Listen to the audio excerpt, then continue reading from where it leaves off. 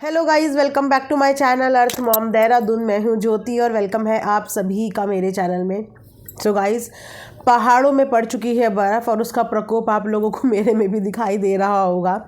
Night से जुकाम लग चुकी है और इस वजह से मेरी नाक एकदम ब्लॉक है। हो सकता है कि आपको आवाज़ में थोड़ी सी डिस्टर्बेंस हो, बट कोई बात नहीं, प्यार के आगे आवाज़ क्या मैटर करती है। नहीं, आप लोग आराम से वीडियो को एंजॉय करना। मैं कोशिश करूँगी कि आप लोगों को वीडियो में सुनने को ना मिले, सिर्फ कोशिश करूँगी, पर अगर कहीं पे आपको सुनने को मिलता है तो प्लीज़ इस चीज़ को माइंड मत करना। सो गाइस, आज का वीडियो मैं बहुत ही यूट्यूब की एक जानी मानी हस्ती डिट्टो रानी के ऊपर बनाने वाली हूँ। नाम के आगे ही रानी, मतलब क्वीन वाली फीलिंग ऑलरेडी आ रही है।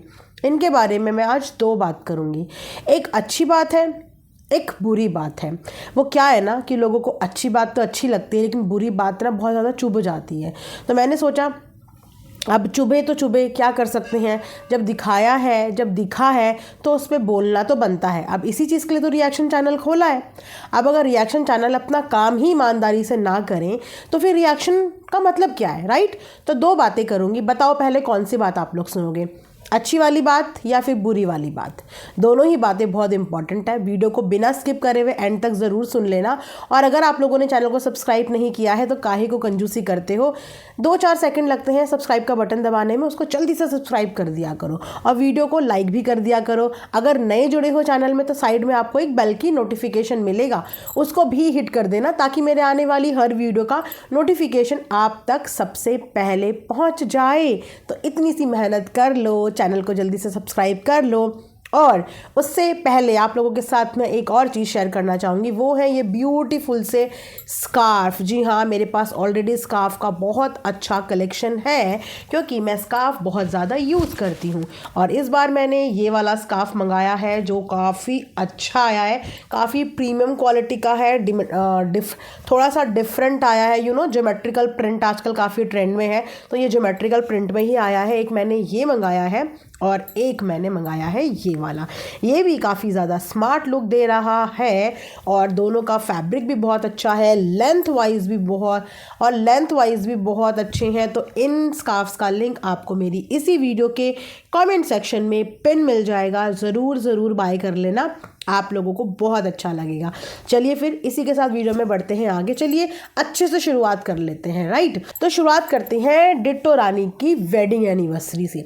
डिट्टो रानी ने अपनी वेडिंग एनिवर्सरी को क्या ग्रैंड तरीके से सेलिब्रेट करा, मतलब दिल गार्डन हो गया। इतना दिल गार्डन हो गया कि कमेंट सेक्शन में कमेंट करने वालों ने भी बाग बगीचों की तरह खूब फूलों की बरसात करी है उनकी वेडिंग एनिवर्सरी पे। आई थिंक उनकी 6th वेडिंग एनिवर्सरी थी, जो शुरुआत मुझे अच्छी लगी। वेडिंग एनिवर्सरी की शुरुआत उन्होंने जो करी थी वो करी थी डोनेशन से। डिट्टो रानी ने अपनी साड़ियों का पूरा बैग तैयार किया, एक नहीं दो नहीं, आई थिंक 3 से 4 बैग्स तैयार करे, जहाँ पे डिट्टो रानी ने अपनी सारी कोलैबोरेशन की साड़ी जो थी वो पैक करी और उसके बाद वो डोनेट करने के लिए उनको चली गई।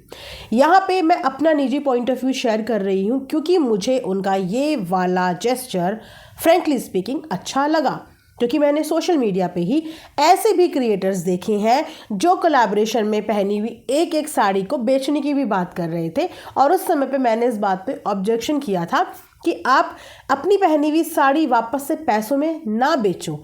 इससे बेटर ये है कि आप उन साड़ियों को ज़रूरतमंदों को डोनेट कर दो। हमारी दुनिया में बहुत सारे ऐसे लोग हैं जिनको इतनी अच्छी साड़ियाँ नसीब नहीं होती हैं, उनके पास मात्र 1 या 2 जोड़ी कपड़े होते हैं, वो एक धोते हैं फिर दूसरा पहनते हैं, फिर दूसरा धोते हैं फिर पहला पहनते हैं।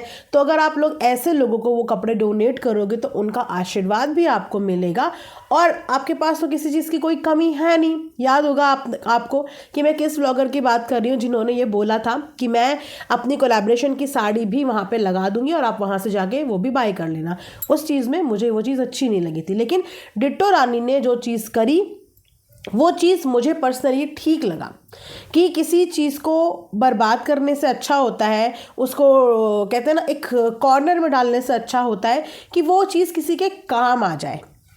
अधिकतर हम अपने भी कपड़े जो होते हैं, जो हम पे छोटे हो जाते हैं, जो देखने में नए लगते हैं, वो हम अपने कज़न्स को, अपने रिलेटिव्स को दे देते हैं। कई बार हम अपने घर के हाउस हेल्प को दे देते हैं, लेकिन उसके पास इतना सारा कलेक्शन था, इतना सारा कलेक्शन था, तो उन कलेक्शन को चूहे काट लें या वो ख़राब हो जाए, या कपड़े की भी एक कहते हैं ना एक लाइफ होती है, वो लाइफ निकल जाए तो वो कपड़ा किसी भी लायक नहीं रहता। तो इससे अच्छा होता है कि वो कपड़ा किसी ज़रूरतमंद का तन ढकने में काम आ जाए। जिनके पास ये सब चीज़ें नहीं हैं, जिनके लिए ये एक बहुत कहते हैं ना बहुत प्रीमियम चीज़ हो जाती है। तो डिट्टो रानी ने अपनी साड़ी की जो डिस्ट्रीब्यूशन थे वो काफ़ी ज़रूरतमंद लोगों को दिए, और उनके चेहरे की मुस्कुराहट देखना, वो कितने खुश हुए वो साड़ियाँ देख के। भले ही वो साड़ी 1 दिन 2 दिन या 3 दिन पहनी हुई होगी, लेकिन जिनके पास नहीं होता ना, उनके लिए ये मैटर नहीं करता कि सामने वाले ने वो साड़ी कितने दिन पहनी है। उनके लिए ये मैटर करता है कि हमें एक कपड़ा पहनने के लिए और मिल गया। डूबते हुए को तिनके का सहारा, जिसके पास कुछ नहीं है उसके लिए इतना ही काफ़ी। तो डिट्टो रानी ने चलो शुरुआत तो करी। मैंने पहले भी इस टॉपिक पे वीडियो बनाई थी कि ये लोग जो इतना फालतू का फिजूल खर्ची करते हैं, इधर बर्बाद करते हैं पैसा, उधर बर्बाद करते हैं। अगर भगवान ने आपको सक्षम बनाया है और आप अगर अपनी इनकम का 5% भी किसी ज़रूरतमंद के ऊपर डाल सकते हो तो आपको वो करना चाहिए। और ये जो कोलैबोरेशन के कपड़े आते हैं, ये भी इनकी मेहनत ही होती है। ये भी आज जिस मुकाम पे पहुँचे हैं इसीलिए इनको कोलैबोरेशन के ये कपड़े मिलते हैं, और ये इन्हीं की मेहनत है। तो ऑब्वियसली अगर उसने वो कपड़े किसी को दिए हैं तो वो कपड़े सही लोगों को दिए, जिन लोगों को वाकई में उन कपड़ों की वैल्यू भी है और उन कपड़ों की कद्र भी है। देखा आपने कितनी भीड़ जो है वो एकदम टूट पड़ी थी। और अक्सर ऐसा होता है, तो जब भी कोई चीज़ डिस्ट्रीब्यूट करने जाओ ना, तो ऐसे हवा में कभी भी नहीं जाना चाहिए। क्योंकि मेरे साथ भी जब मैं फर्स्ट टाइम गई थी डिस्ट्रीब्यूट करने के लिए, मैं अक्सर जाती हूँ, घर में किसी का बर्थडे होता है तो मुझे ग्रैंड पार्टीज़ ये सब चीज़ें पसंद नहीं आती। मैं सोचती हूँ कि अगर किसी का भी घर में बर्थडे है तो जितनी ज़्यादा आशीर्वाद हमें मिले वो हमारे लिए ज़्यादा फ्रूटफुल रहता है। तो मैं जो है बहुत शू शा में बिलीव नहीं करती हूँ। विद इन द फैमिली छोटा सा सेलिब्रेशन किया, और उस दिन मैं हमेशा कोशिश करती हूँ कि मैं ज़रूरतमंद की मदद कर पाऊँ। लेकिन मेरे हिसाब से दान वो है कि आप अगर अपने एक हाथ से करो तो आपके दूसरे हाथ को पता ना चले। बट मेमोरीज़ के तौर पे मैंने भी वो चीज़ें अपने पास रखी हैं कि कल को मैं ये मेमोरीज़ लेगेसी में दूंगी, जनरेशन टू जनरेशन दिखाऊंगी कि हमने इस चीज़ की शुरुआत करी है। तो अगर आप लोग भी कल को बड़े हो जाओ तो आप लोगों को भी ये चीज़ करनी है। तो वो एज अ मेमोरी हमने रखी है, लेकिन वो मेमोरी मेरे लिए बेचने के लिए नहीं है, या वो मेमोरी मेरे लिए शो ऑफ करने के लिए नहीं है, क्योंकि वो मेरा दान है जो सिर्फ मुझे और मेरे परिवार को पता होना चाहिए, और जिनको मैं दे रही हूँ उनकी तरफ से आशीर्वाद होना चाहिए। मेरा अपना पर्सनल पॉइंट ऑफ व्यू है। तो भीड़ लग जाती है, लिटरली इतनी भीड़ लग जाती है कि आपको गाड़ी में भी बैठने नहीं देते। मैं भी ऐसी घिर गई थी बीच में। उसके बाद फिर मुझे कॉन्सेप्ट समझ में आ गया कि मुझे नेक्स्ट टाइम से किस तरीके से करना है। तो थोड़ा सा इस चीज़ का ध्यान रखो कि जब भी किसी को डोनेट करने जाओ तो बिल्कुल प्रॉपर अपने साथ मैन पावर लेके जाओ। और सबसे पहले तो जिस एरिया में आप जा रहे हो वहाँ पे ऑलरेडी पहले एक बार कांटेक्ट कर लो, ताकि वो एक तरीके से पूरा अरेंज कर ले। क्योंकि इस भीड़ में वो अपने आप को भी हर्ट करते हैं, और जो बांट रहा होता है ना, लिटरली उसको भी हर्ट हो जाता है। ऐसा होता है, मैं घिरी हूँ इस भीड़ में, मेरे को गाड़ी में भी बैठने नहीं दिया था, और जब मैं गाड़ी में बैठ गई तो लिटरली हमारी गाड़ी के पीछे भी भागा जा रहा था। इससे दिखता है कि ज़रूरत कितनी ज़रूरत है दुनिया में, कितने लोग ज़रूरतमंद हैं कि उनको ये भी नहीं समझ में आ रहा था कि गाड़ी से दूर हट जाओ, आपके ऊपर गाड़ी लग जाएगी, पहिया ना चढ़ जाए, आपके ऊपर गाड़ी का दरवाज़ा ना लग जाए। उनको बस ये था कि हम कैसे रह गए, हमें भी मिलना चाहिए। मतलब इससे ज़रूरत दिखती है इंसान की कि वो कोई कितना ज़रूरतमंद है दुनिया में। वेल, ये वाली चीज़ डोनेशन वाली मुझे एक स्मार्ट डिसीज़न लगा कि यस, ऐसा करना चाहिए। और अगर ऐसा सभी इन्फ्लुएंसर्स करें कि वो जो कपड़े इनके पास आते हैं बाद में उनको फेंकना या वो ख़राब हो जाए, उससे अच्छा है कि किसी ज़रूरतमंद को दे दो, तो काफ़ी लोगों को कपड़ों में मदद मिल जाएगी, राइट। अब इसके बाद आते हैं हम दूसरी वाली चीज़ में। दूसरी वाली चीज़ कि मतलब यार, आपने अक्सर सुना होगा कि जिस पे जितना पैसा वो उतना महाकंजूस होता है, उतना महाकंजूस। तो डिट्टो रानी एंड फैमिली ने एक तीर से 2 निशाने मार दिए। फंक्शन किसी और का, पैसा खर्च किसी और का, व्लॉग इनका बन रहा है, एनिवर्सरी इनकी सेलिब्रेट हो रही है, टाइटल इनके लग रहे हैं। अच्छा, ये चीज़ ना पकड़ी भी नहीं जाती। हमें भी यही लग रहा था कि हो सकता है ये जो अपने फ्रेंड्स के पार्टी शार्टी में नहीं गए, क्योंकि इनका खुद का सेलिब्रेशन था तो इन्होंने भी उसी तरीके से एक ग्रैंड सेलिब्रेशन किया होगा जिस तरीके से आजकल प्रथा चलती आ रही है, राइट।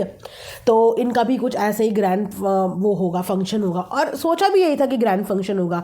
लेकिन जब उस ग्रैंड फंक्शन का व्लॉग सामने आया तो पता चला कि अरे अरे अरे, ये तो इतने तेज हैं कि किसी और के ग्रैंड फंक्शन को, किसी और की पार्टी को अपने एनिवर्सरी के नाम पे बढ़िया तरीके से व्यूज़ बटोर लिए। पकड़े ऐसे गए कि अगर फंक्शन इनका था, पैसा इनका लगा था, अरेंजमेंट इनके लिए हो रही थी, एनिवर्सरी इनकी सेलिब्रेट हो रही थी, तो उस एनिवर्सरी का सेलिब्रेशन एक बंद कमरे के होटल के कमरे के अंदर नहीं होता, उसका सेलिब्रेशन ओपनली उसी फंक्शन के बीच में होता, जिससे सबको दिखाई देता, सबको पता चलता। तो कितनी स्मार्टली जो केक कटिंग थी वो अंदर रूम के अंदर की गई, पीछे से एक इन्होंने पोस्टर लगा दिया बर्थडे एनिवर्सरी टाइप्स, और वहाँ पे केक कटिंग हुई। उसके बाद सेलिब्रेशन दिखा दिया पार्टी का, ये है हमारी एनिवर्सरी का ग्रैंड सेलिब्रेशन। लेकिन ऑडियंस हमारी इतनी समझदार, वो ये चालाकी पकड़ी गई कि यहाँ पे भी खेल गए डिट्टो एंड फैमिली, मतलब मनी माइंडेड। क्या डिट्टो एंड फैमिली? अभी तो थोड़े दिन पहले के व्लॉग में इतनी बड़ी बड़ी बातें करी थी कि मेरे पति के पास इतना पैसा, तुमको खरीद ले, तुमको खरीद ले, तुमको खरीद ले, सबको खरीद ले। अरे सबको बाद में खरीदना, कम से कम अपनी एनिवर्सरी का सेलिब्रेशन तो अपने पैसों से कर लेते। किसी और का बेचारे के पैसे लगे हुए, किसी और की जो है एंगेजमेंट पार्टी है वो गाइस, किसी और की एंगेजमेंट पार्टी, किसी और का फंक्शन, सारा पैसा उसका लगा और उसके फंक्शन को अपने नाम कर दिया इन्होंने। Very bad, this is very bad. इस बात पे तो डिट्टो रानी का नाराज़ होना बनता है कि इतनी कंजूसी दिखाई है अपनी एनिवर्सरी के फंक्शन में। हम भी सोच रहे थे कि कभी तो हमें भी दिखने को मिलेगा कि डिट्टो एंड फैमिली भी कोई ग्रैंड सेलिब्रेशन करती है, पर डिट्टो एंड फैमिली हमेशा से पैसे बचाती है, सेविंग्स में बिलीव करती है, और इसीलिए वो सिर्फ सेव कर रहे हैं, वो सेविंग को उड़ा नहीं रहे हैं, वो सिर्फ सेव कर रहे हैं। और ये भी एक तरीके से उनकी फैमिली के लिए तो अच्छा ही है ना। लेकिन हाँ, दूसरे की पार्टी की लाइमलाइट ज़रूर खींच ली है यहाँ पे।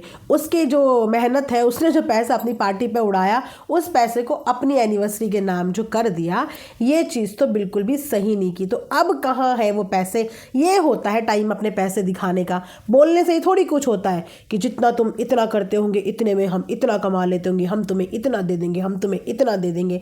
सबसे पहले वो अपने ऊपर खर्च करके दिखाओ उसे खर्च करके। दूसरों की पार्टी में जाके अपने एनिवर्सरी टाइटल का इस्तेमाल मत करो, दिस इज़ वेरी बैड। देखो कमेंट सेक्शन में रियलिटी चेक दिया है ऑडियंस ने रियलिटी चेक दिया है कि ज़्यादा शानपंती भी नहीं करनी चाहिए, क्योंकि आपसे ज़्यादा शाने लोग आपको देखते हैं। और उन्होंने कमेंट सेक्शन में बढ़िया तरीके से पोल पट्टी खोल दी है कि ऐसे नको करो, थोड़े से पैसे खर्च करो, थोड़ा सा ग्रैंड इवेंट आप भी करो। तो गाइज़, ये था मेरा एक छोटा सा रिएक्शन वीडियो। आई होप कि आप लोगों को पसंद आया होगा, एंटरटेनमेंट आप लोगों को मिला होगा। मिलेंगे नेक्स्ट वीडियो में। अपना ढेर सारा ख्याल रखिए। Watching earth mom Dehradun. Bye bye, take care, love you all.